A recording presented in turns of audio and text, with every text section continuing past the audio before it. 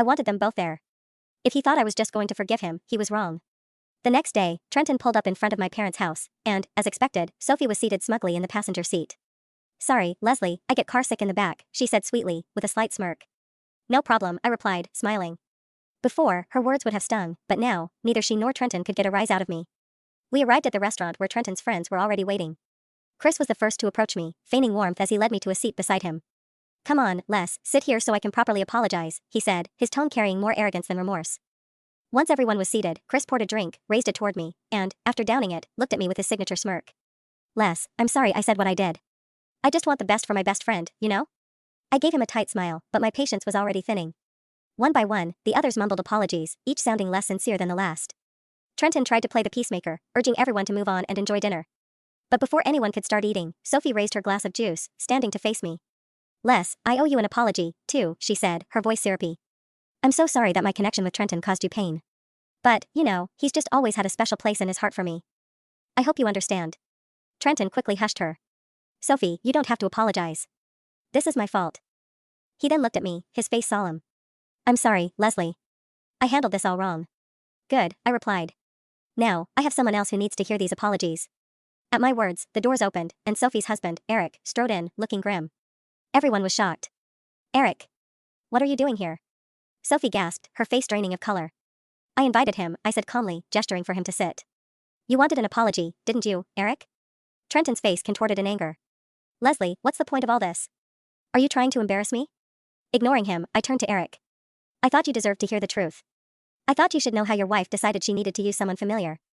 A past lover, actually, for her donation." Eric's face darkened, his fists clenched as he glared at Sophie. When she tried to stammer out an excuse, he slapped her hand away. "Is this what you meant by sperm donation, Sophie? Using your ex to have a child behind my back?" Trenton, in a weak attempt to defend her, said, "Eric, it's not what you think.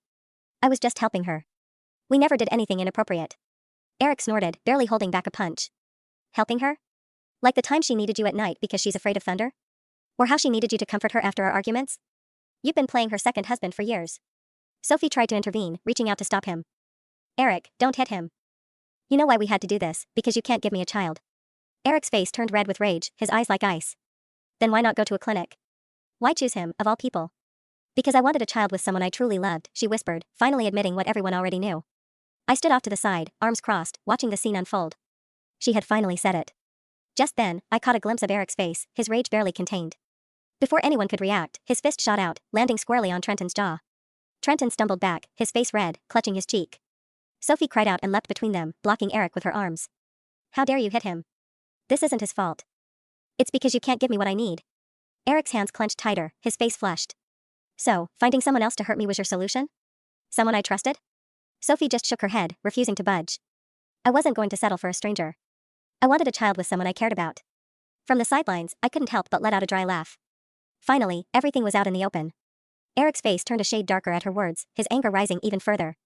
Without a word, he pulled his fist back again and threw another punch. Seeing what was coming, I quietly slipped out of the room, letting the chaos and shouting fade behind me. I had barely made it home when I received a call from the police. They asked if I could come in to give a statement about what had happened. When I arrived at the station, I saw Trenton and his friends, faces bruised and angry. Trenton glared at me with unbridled fury, but his friend Chris held him back, shooting me a warning look. I simply raised an eyebrow, following the officer into the interview room. After finishing my statement, I was told that Sophie was hospitalized, having shown signs of a possible miscarriage. Trenton and his friends, meanwhile, faced a night in holding. It wasn't until a week later that I saw Trenton again, when he asked to meet and finalize the divorce. However, instead of heading to the lawyer's office, he drove to our old house. "Suspicious?" I asked. "What's going on here?" His face hardened. "If you want a divorce, then you'll go inside and apologize to Sophie." "What?